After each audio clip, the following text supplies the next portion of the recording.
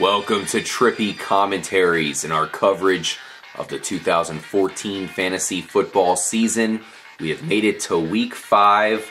I'm RJ joining up with FPS Kyle. Hey man, what's going on? K-Mac, we've now seen Blake Bortles and Teddy Bridgewater make their official debut as a starting quarterback. Yeah. What do you think so far? If you had to pick one, I know that's a tough choice. Yeah. Who would you go with? Well, I mean, credit to both these guys coming in as rookies, finally getting their chance to shine. Like we called it before the season, we said wait till about week 3 or 4, and these two guys might get in the game because these were definitely the two quarterbacks we were both high on coming into the season. I liked what I saw from both of them, but the guy who came through with the victory, led his team to victory, I got to go with my guy Bridgewater that I've been talking with before the season. Huge win. I just like everything I see from him, man. I think he's really one of those quarterbacks that's going to be in this league for a while. He's one of those guys that he's smart. He has the ability to make the big deep throws. Wait till that guy and Cordell Patterson start getting good chemistry going, because it's just going to open up when that happens. Now let's look at both of their wide receiver crews here, because that's where it becomes interesting. I actually like Jacksonville's a lot all of a sudden. If Cecil Shorts can stay on the field, you team him up with Marquise Lee, Allen Robinson, and Allen Hurns all of a sudden looks like a pretty legit threat here, especially in that slot position there. That's 4 wide receivers deep. Not too impressed with Toby Gerhardt, of course. Maybe he'll look okay going forward. That's an interesting team to keep an eye on as far as fantasy perspective, because a lot of these guys are unowned altogether. Allen Robinson, Marquise Lee, nobody cares. Cecil Shorts might be dropped because of how many times he's getting injured. Now you of course look at Teddy Bridgewater. We like Cordell Patterson the most out of all these guys we've said so far, so you almost want to give it to him as far as the edge, just because of that one player. Matt Asiata, who we'll be talking about here shortly, he looks like a decent running back. And Greg Jennings is going to provide some good tutelage there as well. That's a tough choice. I like Minnesota, though. Yeah, I like Minnesota, too. Plus, they lose their tight end. Now Rudolph gets hurt. Rudolph is out. So you think it hurts them. Well, a guy like Jarius Rice comes in, they start running this 3-receiver set, and this guy ends up going off last week. 8 catches, 132 yards. So they do have weapons. One thing I'm worried about Jacksonville's guys are young, but they are all, tremendous playmakers. So a lot of young guys around there. There's probably going to be, a lot of mix-ups and plays and not on the same page. It's still probably going to happen in Minnesota, but you got to like the leadership of Jennings to be in that, to be there to kind of help Bridgewater a little bit, and then the athleticism of Cordell Patterson, and then the dual threat running backs that they have right now. Yeah, we'll see if they ever get Adrian Peterson back. Maybe next season. Who knows? Definitely doesn't look good as far as this season's concerned. So let's go ahead and move from 2 young quarterbacks to 2 slightly older quarterbacks. They still have plenty of time, and they both have won Super Bowls, especially Eli Manning, who has won 2.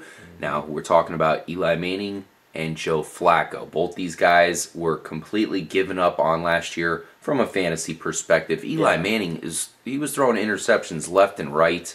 He has this new offensive coordinator, Ben McAdoo, who has this offense looking ridiculous. I mean, they have some great plays, and now you got to look at guys like Victor Cruz, resurrected, another guy that people had really kind of lost hope with as far as a wide receiver 1, even 2.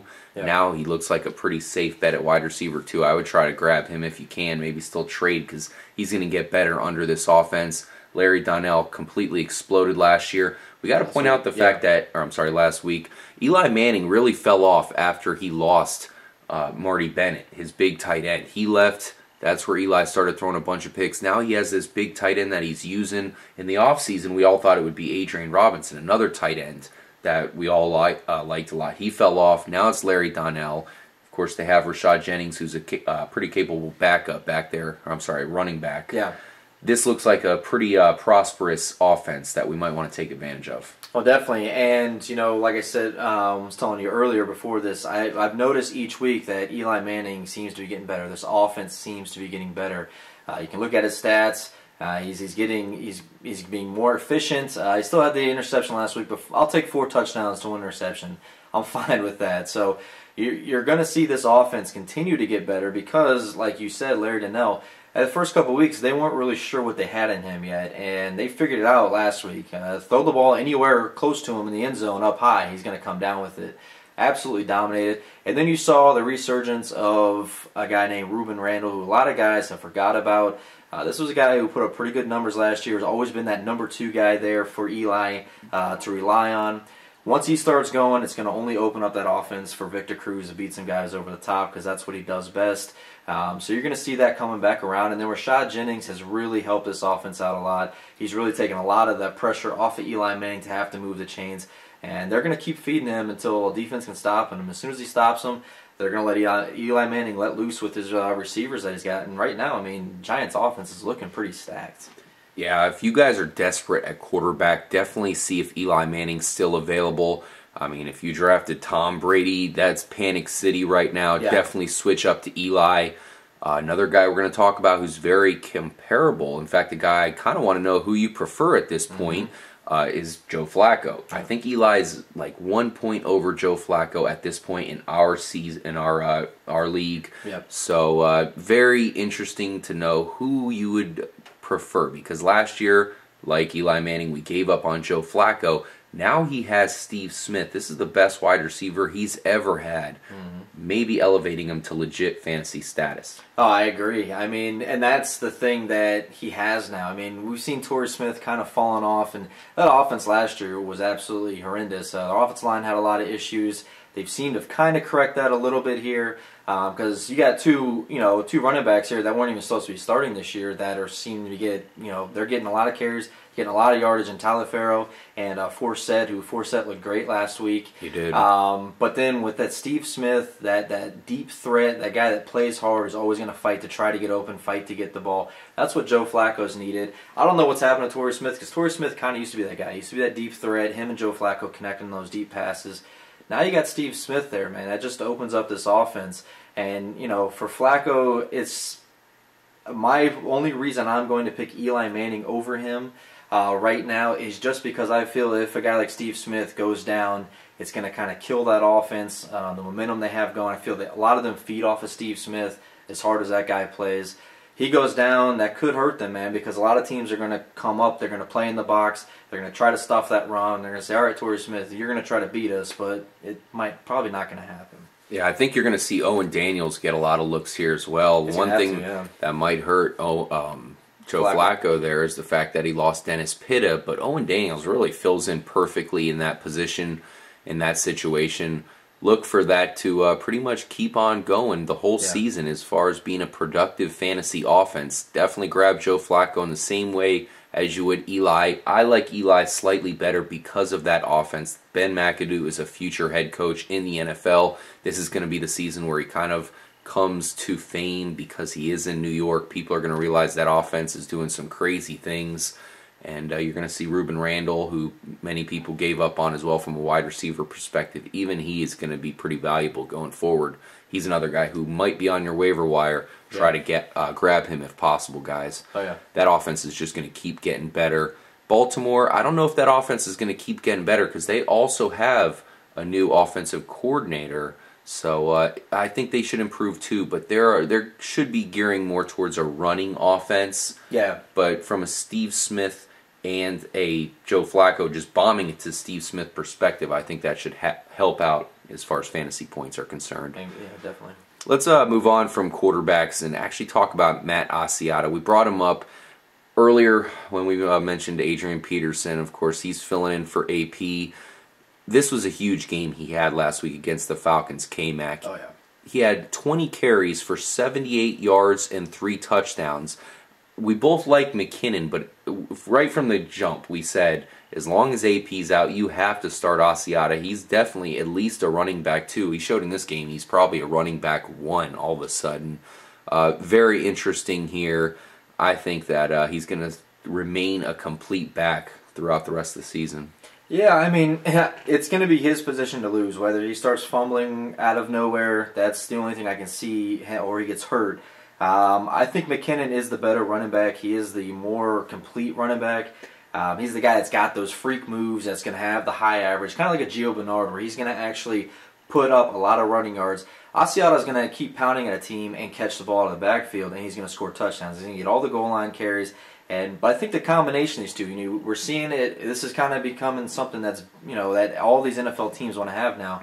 kind of like how the Bengals have with Jeremy Hill and Giovanni Bernard. You want that lightning and thunder. Well, that's kind of what they have here now. Because you have Asiata is going to get, he's going to get the short yardage stuff, and then you have McKinnon's going to come in there fourth quarter and break off these huge runs that absolutely, they defeat defenses that have been tired, and they get some fresh young guy in there and he blows past them for big gains. So these two running backs are huge for Minnesota's offense to stay successful. You got a rookie quarterback, and you take a lot of the weight off him by being able to move the chains on the ground and let him be able to do play action, little passes here and there, and that's how you're going to be successful. Well, here's the thing about McKinnon, though, K-Mac. He's a terrible pass defender at this point, and that's the reason why Asiata is so valuable at this moment, because Bridgewater's a rookie. They need to make sure pass protection is maxed out. That's why you're going to see Asiata as a dependable running back here. They're not going to be able to put in McKinnon, even if he's a better running back. They have to go with the better blocker, because Asiata is not terrible here. I think you're going to see McKinnon with the better average, and hopefully he does improve in the pass blocking, so we can look at him in the future, of course, next season. But as of right now, I really like where Asiata falls in that offense, and I think he's so safe all of a sudden. Props to you if you guys have him. I know it's one of those lucky, waiver pickups. Whoever had the best waiver got lucky with a pretty legit running back here. And like I said, I think he's going to be legit going forward as well. We're here pretty high on Teddy Bridgewater, Cordero Patterson, the whole Minnesota offense. We've been talking about it since preseason, and I think you're going to see it get even better moving ahead as Bridgewater just improves. Now, one thing we've been wanting to point out here, just real quick before we get to a discussion on DeMarco Murray.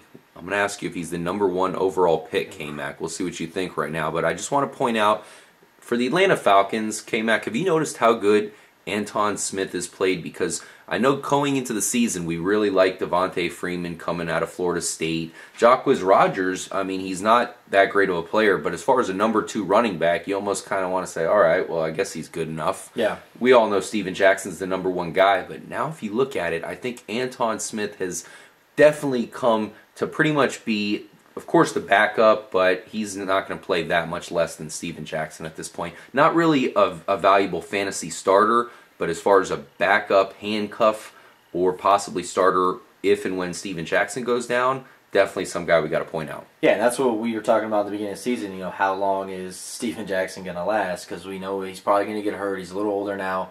But they're actually still using Smith quite a bit, even though they're using Smith even though they have Jackson in the game, and Smith is still making plays. So any guy that's making plays coming off the bench, that's a guy that you want to look at as possibly picking up if you have the space for it. Because as soon as Jackson goes down, they're going to depend on these other guys to step up and make the plays.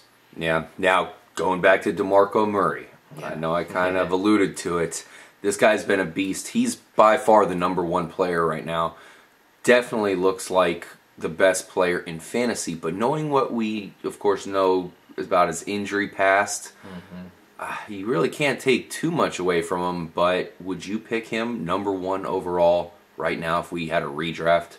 You kind of have to be stupid not to, just because, the guy has rushed for over 100 yards every single week. He's had at least 1 touchdown every single week. 18.3 fantasy points in week 1, 22.3 in week 2, 17.1, and then 26.5 last week. Yeah, and then he's also going to catch the ball. He's going to get receiving yards, and this Cowboys offense is actually looking pretty good, and they're getting better, and that's something that you want to look in a team, is who's getting better. Now, the one thing with DeMarco Murray is we know that he's injury prone. He's big time. He's going to probably get injured this year, and they're using him a lot, so I'm surprised it hasn't happened yet. But there's just that thing there that's like, it's coming. It's coming right now. Now, I look at another guy named Jamal Charles, who was already banged up, already injured, is starting to feel better now. We saw him last week, Monday night actually, 3 touchdowns. Not a whole lot of yards rushing. They still are using Nile Davis a lot, but look for Jamal Charles to really start getting worked back into this offense. And they're going to use him. That guy doesn't come off the field. He plays every down that's possible if he is healthy, because he can do everything. I probably got to take Jamal Charles, probably just because I'm more of a fan of him. But, you'd be stupid not to take Murray right now with the amount of yards and touchdowns he's getting. It's ridiculous. The one thing that kind of overrides the injury question marks with DeMarco Murray is how good that offensive line is. It's like you're almost willing to just bypass the injuries because you know he's got the best offensive line in the NFL all of a sudden, which is kind of crazy. It's kind of weird saying that about the Cowboys. In the past, we've kind of made fun of their offensive line. Yeah. Tyron Smith, man, this guy is super impressive. Props to the Cowboys for all these years using these high draft picks on offensive linemen kind of quietly. You know, Zach Martin this year, I know a lot of people wanted Manziel, but they got Zach Martin, who looks pretty legit. And I think that's the one thing that makes me feel pretty safe about him. But, you know, you're going to want to get the handcuff because that's kind of a good thing as far as the offensive line is concerned. They are so good that I think it would maybe be Dunbar, I'm assuming at this point. Dunbar, I mean, that's the thing, but I mean, they're still really not using Dunbar a whole lot in the rushing game. It's Murray all the way. It's Murray all the way, and I would normally say, I said before the season started that Dunbar might be a guy to handcuff, but I mean, like I said, they're really not too high on Dunbar, it seems like right now. So, I mean, Murray's getting everything. So maybe if he gets injured, Dunbar is going to be that guy, but not really anything worth picking up yet until that actually happens. Mm-hmm. So congrats to you guys if you drafted DeMarco Murray high. The next guy we're going to talk about is Marvin Jones, a wide receiver for the Cincinnati Bengals. This guy scored a ton of touchdowns last year. Really didn't have, you know, impressive yardage numbers. Pretty good as far as the average NFL player is concerned. But fantasy-wise, it was the touchdowns that made him stand out. Yeah. Now, this is a guy who could be available free of charge on a lot of people's waiver wires. Most people don't really realize he's coming back or really even thought he did that well last year. Kyle, I know you had him in our league last year. Yep. We've seen Mohamed Sanu kind of come up big this year for them with A.J. Green hobbled. What are you thinking about Marvin Jones' stock right now as he makes his debut? Oh, I mean, I think if you're in a 12 or 14-man league, this is a guy that you need to pick up now. You know, I think once the waivers go through, he's probably not going to be available, so I would definitely put it in because this is a guy that he's not going to get a lot of yardage. Obviously, A.J. Green is the focal there, but in the red zone, this guy gets a lot of targets. For some reason, Dalton likes to go to him in the red zone. He's a beast in the red zone. He's very good at it. That's what he was last year. It wasn't like he was going to get me a lot of yards, but, hey, I knew he was getting a touchdown. There was a streak there. He kept getting touchdowns, so as long as that continues, and look, this Bengals offense might be one of the better and most underrated offenses in the AFC. You know, we talk about the Broncos. You know, we talk about Phillip Rivers in San Diego. What about the Bengals, man? I mean, they got Dalton is playing really good right now. You got A.J. Green when he's healthy, one of the best receivers in the game. You got a tandem there with Giovanni Bernard and Jeremy Hill. They're tearing it up. You throw another guy like Sanu's been good, but you know it's not even. You know, he's going to get the starting spot. Sanu is not better. Sanu's going to go into that slot role, that number 3 position if they need him. And, yeah, he's a guy to pick up, and, you know, he's probably going to be start-worthy in the bye weeks coming up. Yeah, I kind of differ from you a little bit as far as I think Sanu is going to kind of be I guess you can call a vulture to Marvin Jones. But Cincinnati's extremely excited to have Jones back. I think that's a good sign. But Sanu is the guy who's been there and probably has some pretty good chemistry with Dalton right now. I think they're both going to be around the same value. You know, they'll both bounce back and forth as far as touchdowns and big yardage gains. And then A.J. Green's your rock. You might see Sanu throwing a touchdown pass to Marvin Jones. I mean, this guy's got 2 touchdown passes back-to-back weeks. 2 in 2 weeks. That's pretty crazy for a wide receiver. Maybe he'll get quarterback eligibility pretty soon. Yeah, maybe. No, that wouldn't work at all. God, man, we have to talk about Cam Newton here, K-Mac. He's not running at all. Did you see his stats last week? 14 for 25, 197, and a touchdown.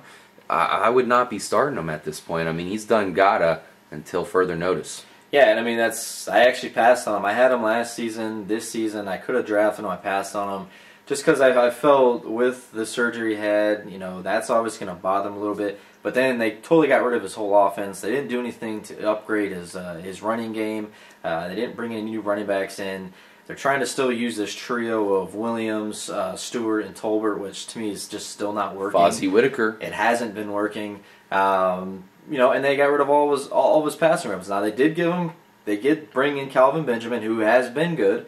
And he still has his favorite target in Olsen, but I mean, apparently there was some chemistry issues there between Steve Smith and Cam Newton that came out after that Carolina-Baltimore game. We didn't know about that. There was, and starting to make sense. Well, Steve Smith had said that the reason he wasn't getting a lot of touchdowns last year is because in the red zone, Cam Newton, he's too slow in his reactions. He can't read offenses quick enough. He's not what Steve Smith said, smart enough. I'm not saying that. I'm sure he's pretty smart, but not smart enough and quick enough to get the ball out where it needed to go out in time. And actually, last week I saw it a few times where he had a guy, he hesitated on him, threw it somewhere else, and it was an incomplete pass. So very interesting. I think this could be a bad year for the Panthers all of a sudden. I know their defense is pretty good, but I'm kind of worried about them.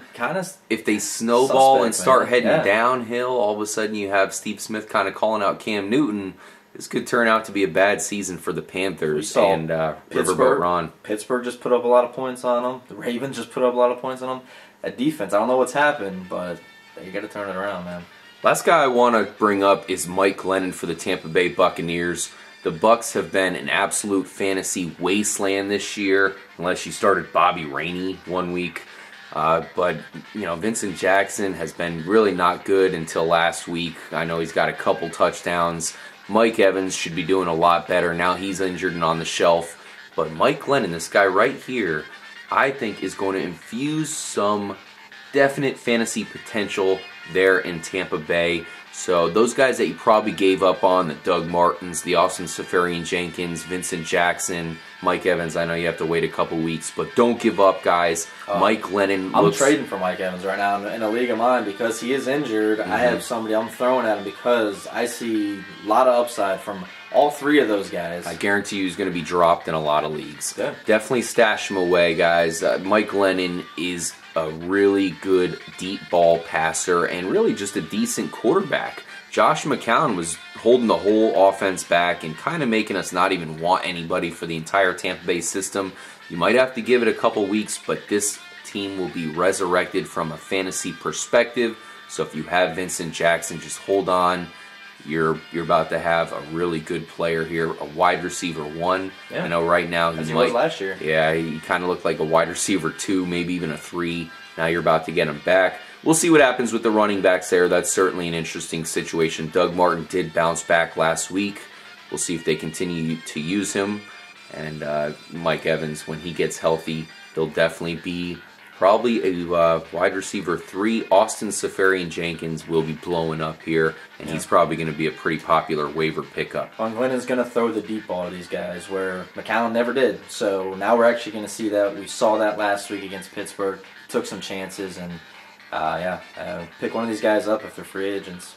Thank you guys for joining us for our Week 5 Fantasy Spotlight. Make sure to stay tuned as the season just looks to get crazier and crazier. Good luck this week, guys. I know you'll probably need it. And we'll catch you in our Week 6 preview.